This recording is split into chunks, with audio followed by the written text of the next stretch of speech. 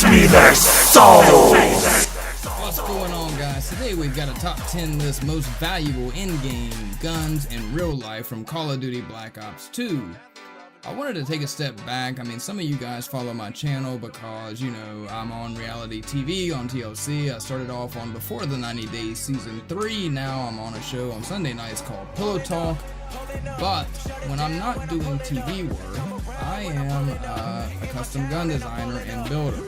And I've been into guns my entire life. My grandparents had a pawn shop, and I grew up around them. My dad took me shooting at a very early age, which is normal for, you know, growing up in the South. I'm from North Carolina. So as soon as I turned 18, I was legally able to buy my first long gun, and I bought a couple of AK-47s. And then as soon as I turned 21, I bought my first handgun, which was an HK pistol.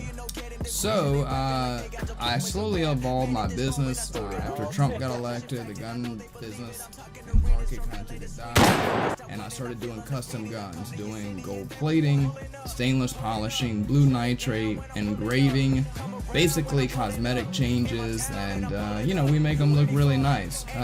Some people think they look like, you know, drug cartel guns, but you know, we make them nice. In fact, most of the guns I do, after I finish, the buyer or client never fires them again. It's more for collectors, but they're just, you know, really nice stuff.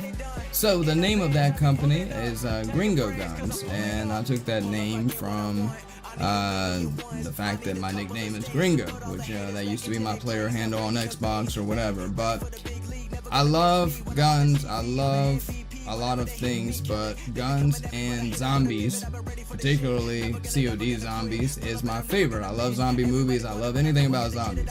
And usually people that love COD or COD zombies also kind of likes guns, whether they own any or not. But I wanted to take this opportunity to show you that some of the guns in game would be more valuable in real life than you think. So we're going to go over the top 10 right now, guys. Alright guys, now coming in at number 10 is the Olympia, I know, also known as the Barret 682. So the Olympia, we all know, is garbage. It's a wall gun. It's, you know, probably one of the worst guns in Black Ops 2. However, Darius, the guy that always plays with me, he loves buying that gun. In fact, I always make fun of him because he always buys it, even though it's not a moneymaker. But the Barret 682 in real life is an over and under shotgun, and over and under shotguns are actually pretty expensive guns, as you can see here. Coming in at $4,650, some of them are even more, going towards $5,000. So, you know, next time you buy the Olympia for $500 off the wall, don't knock it. One of my favorites of all time is coming up next at number 9. This is the Keep It Real Galil. And they ignored the loose cash. Because they had no time, because they were on a clock, which means that Zombies, my favorite gun has always been the Keep It Real Galil. And it never hurts to have. As you can see, I own Let's fuck some zombies up. Well, so IMI was the original manufacturer, and the Galil was supposed to be like an AR-15 or M16 kind of combined with an AK-47. Made in Israel, they were one of the many guns put on the assault weapons ban back in, I think it was 92, and the prices started skyrocketing because they can no longer import them or manufacture them. So an original IMI Galil was installed after ones, but there's been a few companies such as Century Arms that made the Golani Galil, and now actually Galil has come out with a new rifle called the Galil Ace. Different calibers were available. The one in the game was a 223, but they were also offered in 308. And as you can see, for an original one in good condition, they can go all the way up to $6,000 or $7,000. If you have one, hold on to it because they go up in value every year. That one even reaching over $6,025. The Galil is probably one of my favorites of all time. In BO4 it's called the Grab, and they added attachments. But just remember, next time you grab it, that it's a very expensive gun, and as you can see, actually this list is going to pop up more in the video. A lot of guns were banned, and that's great. The Dragunov, also known as the Tiger. Well, the Tiger is the real one that you want to find. the Tigers were, you know, the original Dragunovs. They were made in Russia. Anything Russian made, AK variants and AK-47s are very expensive. Even the SKSs now, being the Russian-made ones, are bringing good money. The Dragunov is a great gun. I've had a couple of them. I had an original Tiger. I actually sold it when they were bringing about $4,000, $4,500, and now I'm kicking myself in the ass because they're almost double that. And a new unboxed one can bring upwards of, you know, over $10,000 if you can find it. As you can see, here's one for $7,500. Now, don't be confused with the Romanian PSLs. That's a pretty decent rifle, but they're less than $2,000. So the War Machine, guys. All right, you know, we've all gotten our box hit at the diner. You know, your friend just bought the door, and you're like, "Fucking thank God I got enough money to hit the box one time." So the War Machine is a Milcore MGL multiple grenade launcher. It is absolute trash. I mean, God, I can't think of a worse gun you can get in BO2. A real life grenade launcher is pretty freaking cool. I mean, I can't imagine something you could do more damage with, but you know, the real life ones aren't on timed grenades. As you can see, I mean, you can shoot 37mm, 40mm. These things are totally badass. Weapon system. You can pretty much cover an area 5 meters wide by 15 meters deep in under 5 seconds with all 6 shots. 37mm, 40mm grenades are amazing. Even Pack-a-Punch, I mean, this gun is alright, I guess, Pack-a-Punch, but I can't see who would actually keep it to Pack-a-Punch it with there being so many other really good ones in the box. I looked and you couldn't really find anybody willing to sell you one of those, but I did find where they had some Army trade-in M32 grenade launchers for 15 grand. What a bargain. I tell you what, you won't be able to find grenades for them, but you can have that. Alright, next one is another one of my favorites. I actually have a couple in real life, and it is the FNFAL. 308 Winchester 7.62 by 51mm. The FAL is a freaking monster. Semi-automatic in the game. As civilians, we can only own semi-automatics, but they did offer it in paratrooper models and full automatic, which a 308 full automatic is a heavy fucking beast. Think about like the gun that they mowed Bonnie and Clyde down with, which was not an FAL, but it was a full auto 30-06. The BAR Browning. The FAL, they started making those I think in the late 50s. A lot of countries adapted them. They were another victim of the famous assault weapons ban. So now you've got some companies that are making them again, but the collectors, the ones that are really worth the money, the guns that are sought after, are the original FN, Fabrique National FALs. At $7,500 for that original one, and that one for almost $11,000. That's the paratrooper, and then you can see the full auto one, $20,000 on that. What do I need to say about the War Machine in real life? It's a Vulcan M134. Oh my god.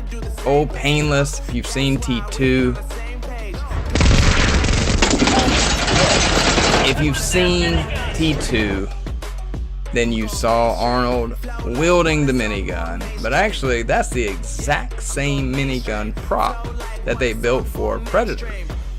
Jesse Ventura had it first. They had to slow the speed down. I mean, realistically, it's not practical at all to have a handheld version of that. Obviously, in the game, it's cool. But it would never work in real life, and there's some rumors they tried it in the Vietnam War, but I don't see how any person could handle it. If you read about what he had to go through, just you know, fire blanks, it's incredible. But they're cool as shit, and obviously when you get them in a game, it's always fucking cool. I remember like the first Halo had a minigun mounted into one of the cars, and I just remember like shooting and shooting and shooting, just thinking it was the coolest thing ever. In the game, it's not a bad gun, you know, but you just run slow as fucking dog shit. So it's kind of like the worst one you can have when you need, for like a level like mob when you need to run around. Don't recommend getting it, but it's a cool as fuck gun in real life. Again, another gun that is hard to find a price because it's military only. Excitingly though, there is a company that's building one for class 3 dealers and people that can get a class 3 machine gun license, and it is a minigun. You're just gonna be some video pop up in a minute. This fucking thing is just crazy. I mean, you would have to be a millionaire just to afford the ammo for it, but regardless, it's really fucking cool. I would love to have one. I would love to shoot one. They have not released a price yet on those. I imagine they're probably going to be in the 15 to 20,000. But as you can see, some of the old ones, not quite the same, was going for about 30,000. The M16. Wow. Okay, so the M16 was developed in 1964 by Colt. I'm a Colt dealer, so I usually doing Colt handguns, but the M16 was designed for a better gun for Vietnam. Plagued with issues from the start. A lot of soldiers will tell you that as soon as they killed their first Vietnamese soldier, they would drop the M16 and pick up an AK-47 because they were more reliable. However, Colts are just a great brand of gun to buy. Any of my clients that want to invest in guns, I always tell them Colts usually 9 times out of 10 appreciate value unless you just buy some really obscure shit that doesn't take off. But the M16s, especially some of the original ones, are starting to go up in value. There's a million companies that now make them, but the Colts are always going to be the king. As you can see, for a full auto, that's actually a cutaway that doesn't fire anything. They want $35,000. Now, when you pack a punch the gun, you got the grenade launcher. There's a Colt Armalite, $37,495. And then when you start getting into full auto stuff, I mean, it just starts really getting up there. You can see there's one for $40,000. If you got that kind of bread, you can get you a nice, reliable machine gun that'll keep going up. The HK MP5 really got famous from Die Hard, along with the Star AUG, the Barret 92. A lot of movies have really catapulted firearms. In fact, I bought my first gun because the bad guy had it in Die Hard. The MP5 is probably one of the best submachine guns ever made. Heckler & Koch just makes amazing guns, German made. They are pricey, but they are reliable as fuck. You get what you pay for. You don't want a high point in a firefight. You want an HK or a Glock or a SIG or something, you know, some company that makes a quality gun. But that MP5, I mean, again, if you have a full auto, they are stupid auto, and it's really freaking cool. Many variations. That one is $37,000. That one at $47,500. Very pricey. You're gonna be surprised at number 2. Your starting pistol, the M1911, which is actually in the game a Colt 1911, is a very collectible gun. Very valuable. Again, we're back to the Colts. You're seeing a pattern here. Buy Colts. There's a lot of companies that make the 1911 now, but Colt introduced it. Samuel Colt, American made. And, you know, once you pack a punch that bad boy and got Mustang and Sally, you were good to go. Now, maybe if you didn't have PhD flopper, you were a little, you know, probably killed yourself once or twice. I know I have. But as a starting gun, it's fucking junk. 45 ACP in real life, or 38 Super now in 9mm, 10mm. You see some of the prices. We're going to start at the bottom for an original one, which in the game, BO2, they were probably using Cold War era 1911s. That's about what they go for. Back in the day, Singer in World War II produced a few. They are, as you can see, one of the rarest variants ever made. I actually know somebody that bought one about 15 years ago, paid 25 grand. He's sitting on a 401k plan on that gun now. Then Cabot came around and made the most expensive 1911s ever out of a fucking meteorite. A real live meteorite from outer space. If that don't sound like some BO2 shit from the moon, I don't know what does. I put these at number 2 though because in the game it's a Colt 1911. I just wanted to show you that the Singers and the Cabots, and there are some other really pricey 1911s, can get up there. If you flinched at the $200,000 price tag of the Singer, you better sit down, because the price of these guns, and last time I checked they were never sold, was $4.5 million.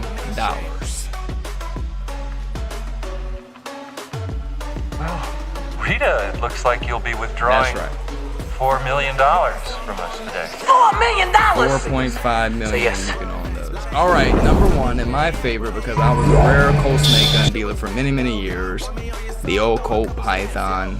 Now, you may look at that and think it's just a normal revolver. Walking Dead, actually, that's the gun that Rick Grimes carries. Like I was telling you about Die Hard, the Python prices started shooting up after Walking Dead came out. Another gun that I'll talk about in another video is the Cop 357 4-barrel Derringer, one of the biggest shit boxes ever made. Got super pricey after Matrix 2 came out. The Python is a pretty good gun in BO2, actually. It's one of those guns that you don't really hope you get, but when you get it, you roll with it. Pythons are extremely collectible. They came out in the 50s. You could buy one brand new back in the 50s. They were still a pricey gun because they were handmade at around $160 to $180. Over the years, there's been many variations of barrel lengths, finishes, and as you can see, even companies like Abercrombie and Fitch got in on the action. They don't just make preppy boy clothes. You can see some of the prices here. Now, obviously, these are some of the rarer ones. A 3-inch nickel, oh my god, at $40,000. People paid that. That's not asking. An engraved set for almost $50,000. And then the King himself. That was the most expensive Python ever sold for $172,500. That was actually not that long ago at an auction. I wanted to do, notable gun, honorable mention, so I put a number 0 in. The Remington New Army was only on Barret, and a lot of people think old guns like that, just because they're old, they look like they're from the Civil War era, are valuable. But I wanted to show you guys that guns can be deceiving. The Python looks like a regular old revolver, maybe $600, and it can be $50,000 or $100,000. And this gun, you would look at it and think, oh, I bet that's worth, $20, $30, $40, $50,000. But they're actually not. They're just not one of the guns that's that collectible. Actually, I like that gun. In fact, when I get it in Barret, especially if I have Mule Kick, I usually tend to keep it. But as you can see, a pristine one bringing $6,000 to $9,000.